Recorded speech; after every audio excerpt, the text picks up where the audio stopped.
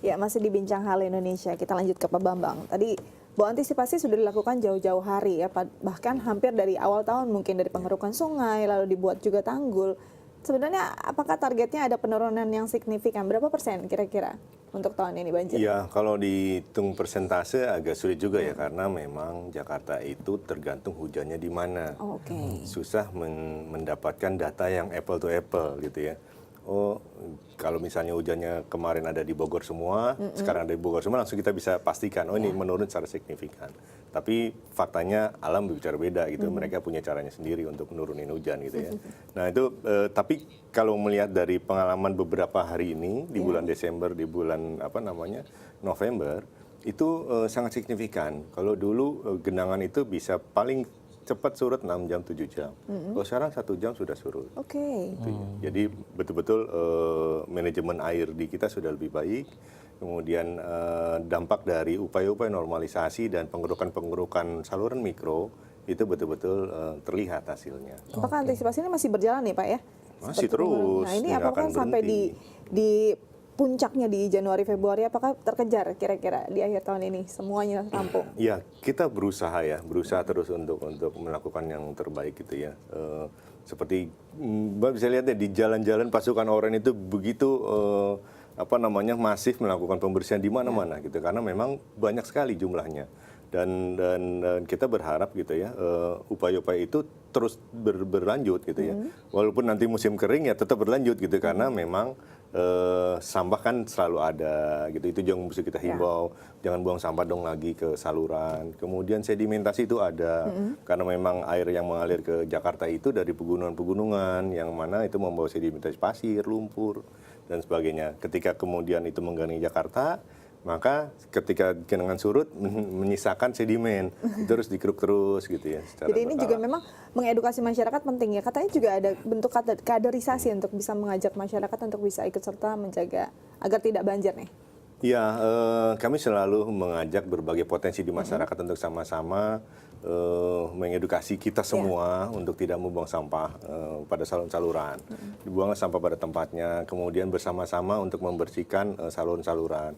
Contoh misalnya di lokasi-lokasi perkantoran gitu ya, kita selalu mengajak di gedung itu, di depan gedungnya, ya tanggung jawab Anda juga gitu untuk membersihkan itu. Ketika terjadi genangan, maka Anda juga harus bertanggung jawab gitu, karena boleh jadi limbah-limbah yang ada di lokasi gedung itu boleh jadi itu hasil dari tempat Anda juga gitu. Nah, itu yang selalu kita ajak. Kami juga mengajak potensi-potensi generasi muda. Ada banyak klub-klub kebersihan. Ada seperti saya mengapresiasi Osoji gitu ya, yang melakukan pembersihan di Monas ketika Sabtu Minggu. Mereka bawa karung, bawa plastik besar, mereka bersih-bersih sambil kumpul-kumpul, memberikan aktivitas yang positif.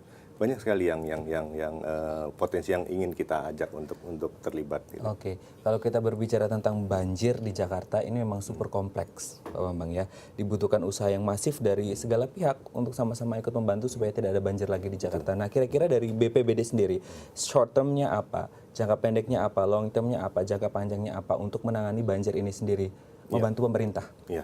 Yang pertama, kami sekarang melakukan pemetaan masif gitu ya, di seluruh lingkungan yang kita sebut pemetaan RT.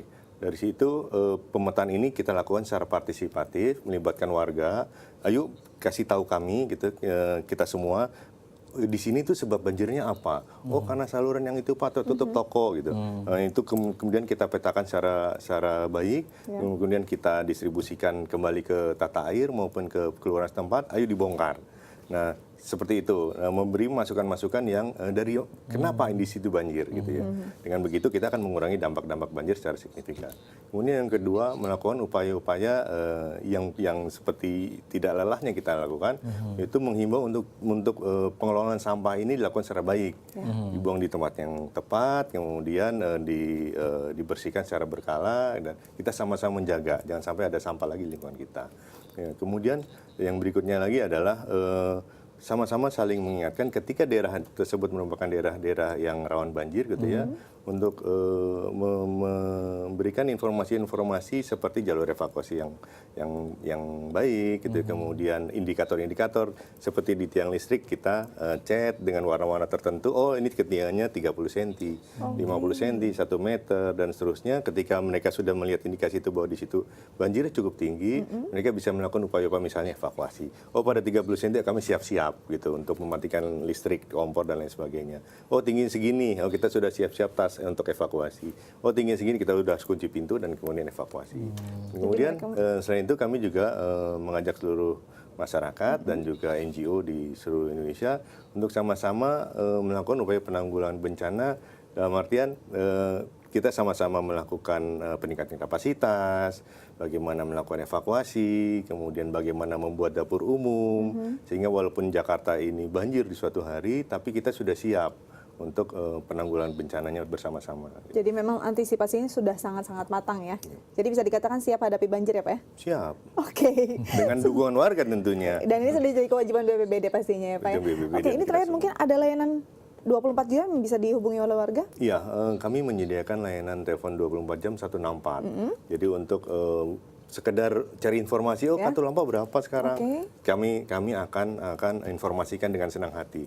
Kemudian mereka butuh evakuasi, mereka butuh ambulans, mereka butuh dapur umum, logistik di suatu tempat kurang, atau mungkin untuk petugas di lapangan.